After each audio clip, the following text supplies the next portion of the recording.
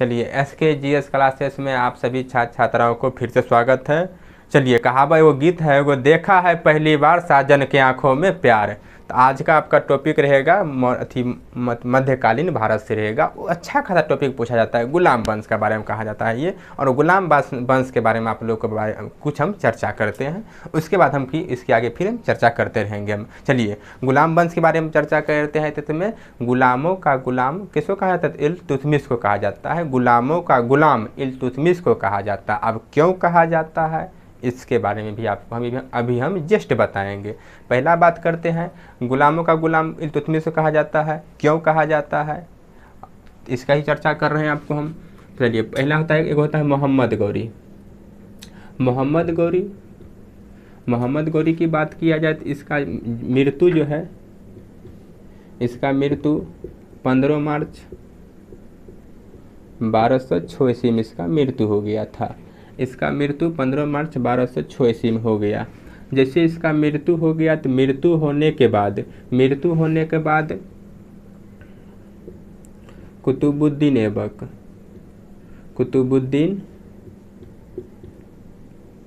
ऐबक गुलाम वंश की स्थापना किया था। इसका मृत्यु होने के बाद कुतुबुद्दीन ऐबक गुलाम वंश की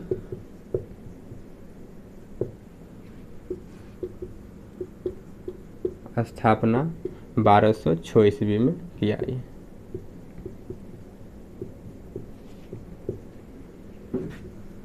चलिए आइए कुतुबुद्दीन ऐबक के बारे में कुछ बोल रहे हैं आपको। कुतुबुद्दीन ऐबक गुलाम वंश की स्थापना 1206 ईस्वी में किए थे, और कुतुबुद्दीन ऐबक ने ही आपको अपनी राजधानी ये लाहौर बनाए थे। कुतुबुद्दीन ऐबक अपनी राजधानी कहाँ बनाए थे? तो लाहौर बनाए थे। कुतुबुद्दीन ऐबक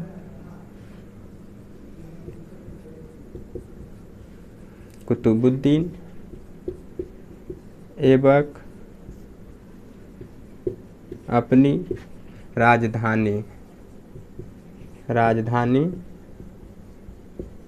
लाहौर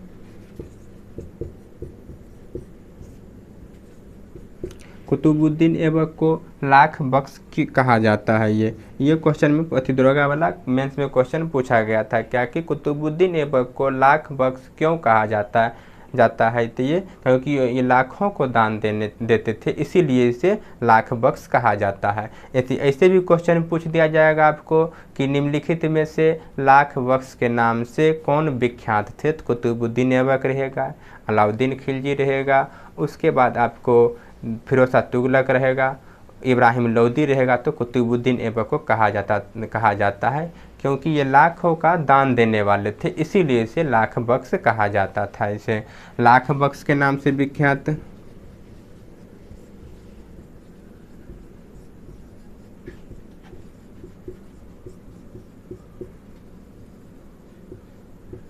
कुतुबुद्दीन ऐबक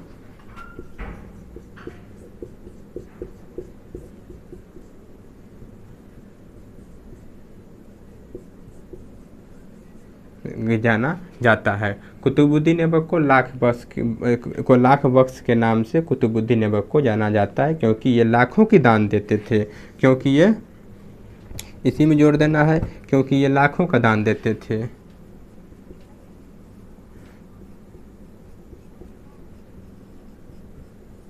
लाखों की दान देते थे, इसीलिए इसे लाख बख्श कहा जाता है। ये फिर सुनिएगा आपके, कुतुबुद्दीन ऐबक 1206 ईस्वी में गुलाम वंश की स्थापना किए थे। किसके मरने के बाद? फिर अब से यहाँ क्वेश्चन पूछ सकता है कि किसको मृत्यु होने के बाद कुतुबुद्दीन ऐबक गुलाम वंश की स्थापना किया था, चाहे किए थे। तो क्या होगा यहाँ पर? यहाँ पर मोहम्मद गौरी हो जाएगा, क्योंकि मोहम्मद गौरी का ही गुलाम कौन थे? कुतुबुद्दीन ऐबक थे। जैसे ही कुतुबुद्दीन ऐबक का मृत्यु हो गया था 15 मार्च 1206 ईस्वी में, उसको मृत्यु के बाद गुलाम वंश की स्थापना कुतुबुद्दीन ऐबक 1206 ईस्वी में किए थे। कुतुबुद्दीन ऐबक को अपनी राजधानी लाहौर बनाए थे। उसके बाद कुतुबुद्दीन ऐबक की बात किया जाए तो कुतुबुद्दीन ऐबक को लाख बख्श कहा जाता है, क्योंकि ये लाखों की दान देते थे, इसीलिए इसे लाख बख्श कहा जाता है। और उसके बाद क्या चर्चा करते हैं तो कुतुबुद्दीन जो की बात किया जाए तो कुतुबुद्दीन ऐबक कुतुब मीनार के नींव रखे थे। कुतुबुद्दीन ऐबक कुतुब मीनार के नींव रखे थे और कुतुबुद्दीन ऐबक के समय में कुतुब मीनार 1 मंजिल का बना था और 1 मंजिल बनने के बाद उसी का दामाद इल्तुतमिश थे और उसी का दामाद इल्तुतमिश थे। कुतुबुद्दीन ऐबक का उत्तराधिकारी और उनका दामाद कौन बने थे तो इल्तुतमिश बने थे और इल्तुतमिश ने कुतुब मीनार को 4 मंजिल बनवाए थे। कितना मंजिल बनवाए थे ये? 4 मंजिल बनवाए थे। वही 4 मंजिल आपका ये, और उस समय जब ये 4 मंजिल बनवाए थे तो ये उस समय आपको 224 फीट के बन गए थे। कितना? 224 फीट के बन गए थे। और उसके बाद की बात किया जाए तो ये आपका इल्तुतमिश को, पहले इसको था मिटा के फिर इसको लिखना पड़ेगा। चलिए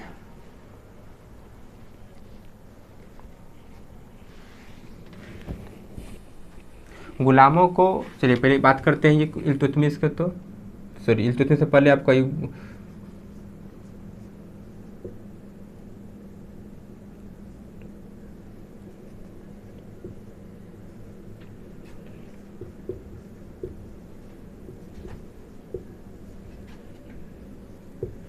कुतुबुद्दीन ऐबक अपनी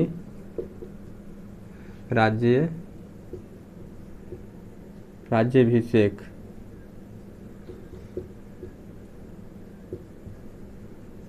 शेख 24 जून 1206 ईस्वी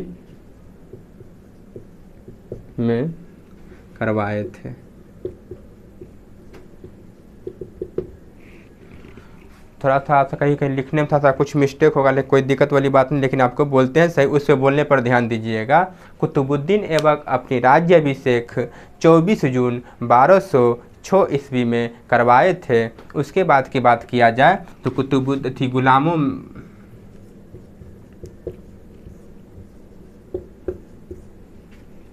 गुलामों को फारसी में बंदगा कहा जाता है। गुलामों को फारसी में बंदगा कहा जाता है, क्योंकि ये सैनिक सेवा के लिए खरीदे जाते थे। ये सैनिक सेवा के लिए खरीदा जाता था। ये गुलामों को फारसी में बंदगा कहा जाता है, इसे सैनिक सेवा के लिए से खरीदा जाता था। फिर आप आगे बात करते हैं कुतुब मीनार। जैसे इल्तुतमिश के साथ से 4 मंजिल बनवाए थे, इल्तुतमिश 4 मंजिल बनवाए थे। ये आपका कितना फीट का हो गया था? ये तो 224 फीट का हो गया था। उसके बाद इल्तुतमिश के बाद इसका फिरोज शाह तुगलक की बात की जाए, फिरोज शाह तुगलक समय में 1 मंजिल इसका ध्वस्त हो गया था। 1 मंजिल इसका ध्वस्त होने के बाद फिर फिरोज शाह तुगलक ने इसे 2 मंजिल बनवाए थे और 2 मंजिल बनवाने के बाद बहुत छोटा सा मंजिल बनवाए थे, जो आपका बढ़ कर कितना 9 फीट हो गया था। 9 फीट बढ़ने के बाद ये कितना मिला हो गया था? 234 फीट का हो गया था। लेकिन कोई जो आप बुक पढ़िएगा तो बुक में दूसरे और बुक में या एसपीडी में आपको, रेलवे एसपीडी में आपको मिल जाएगा ये कितना, ये आपका 240 फीट का मिलेगा। ये 240 फीट का मिलेगा। तो इसमें आपको कहीं से कोई तरह की दिक्कत वाली बात नहीं है। ये अगर ऑप्शन में आपको 240 रहेगा 240 टिकट करना है ये, या ऑप्शन में आपको 234 रहेगा 234 टिकट करके आंसर देना है।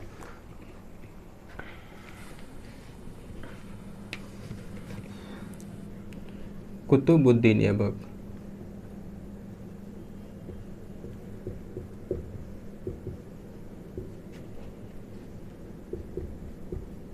कुतुबुद्दीन ऐबक के समय में कुतुब मीनार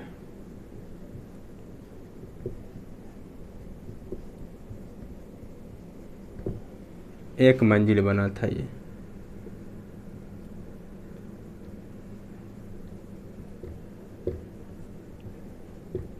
बना था। उसके बाद इल्तुतमिश,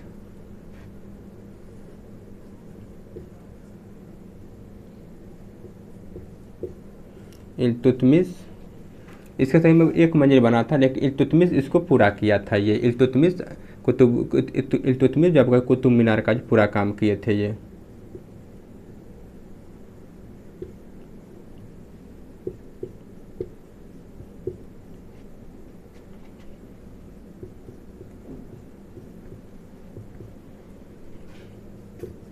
जो 4 मंजिल का बन गया था।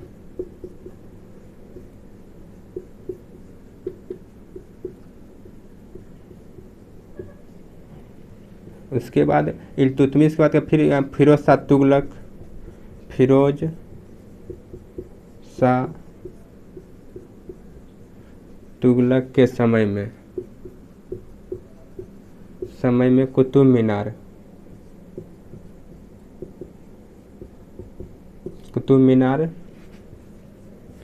की पहली मंजिल बिजली गिरने से ध्वस्त हो गया था, ध्वस्त हो गया था। तब फिरोज शाह तुगलक ने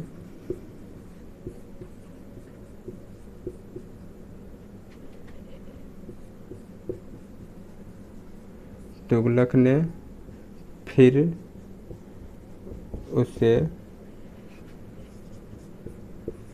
2 मंजिल बनवाया।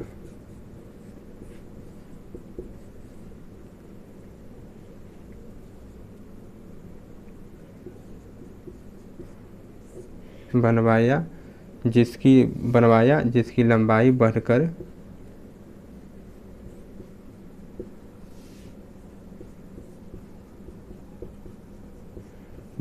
234 फीट हो गया,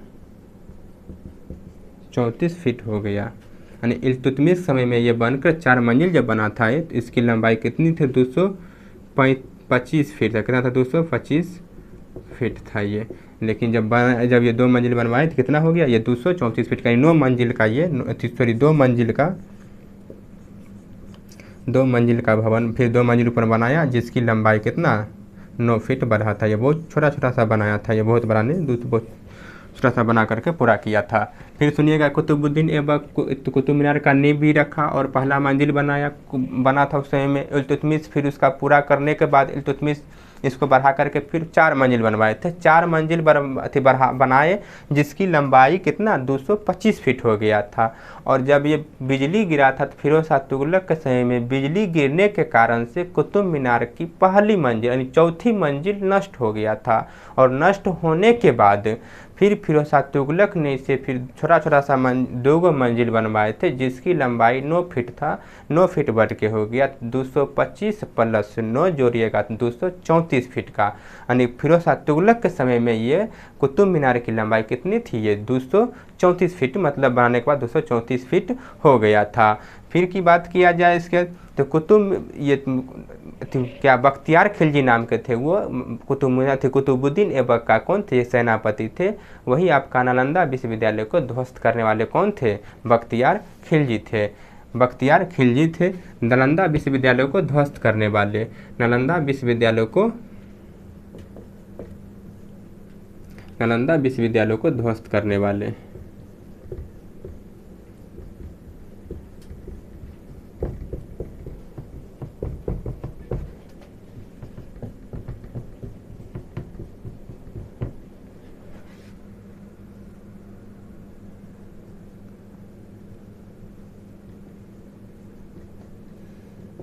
बख्तियार खिलजी थे ये।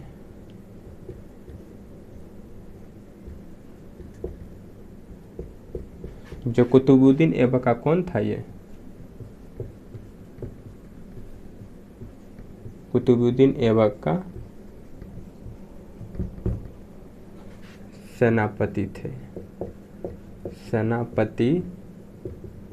थे। आगे की बात करते हैं। आगे की आप बात कुतुबुद्दीन ऐबक कुतुब उल इस्लाम मस्जिद का निर्माण दिल्ली में करवाए थे और 2.5 दिन का झोपड़ा का निर्माण अजमेर में करवाए थे। 2.5 दिन का झोपड़ा का निर्माण अजमेर में करवाए थे और कुतुब उल इस्लाम मस्जिद का निर्माण ये कुतुबुद्दीन ऐबक दिल्ली में करवाए थे। और कुतुबुद्दीन ऐबक की बात किया जाए तो कुतुबुद्दीन ऐबक का मृत्यु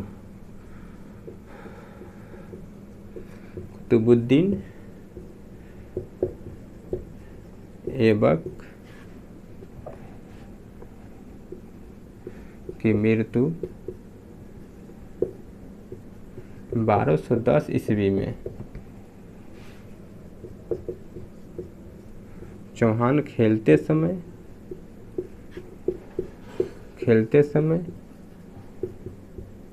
घोड़ा से गिरकर मृत्यु हो गया था।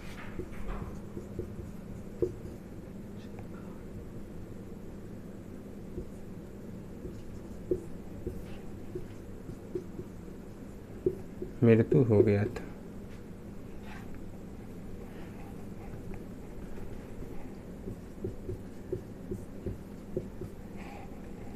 चौगान खेलते समय ये। चलिए, कुतुबुद्दीन ऐबक का मृत्यु 1210 ईस्वी में चौगान खेलते समय घोड़ा से गिरकर हो गया था। इसके बाद इसके मृत्यु के बाद कुछ समय के लिए आराम सा बना था। इसके मृत्यु के बाद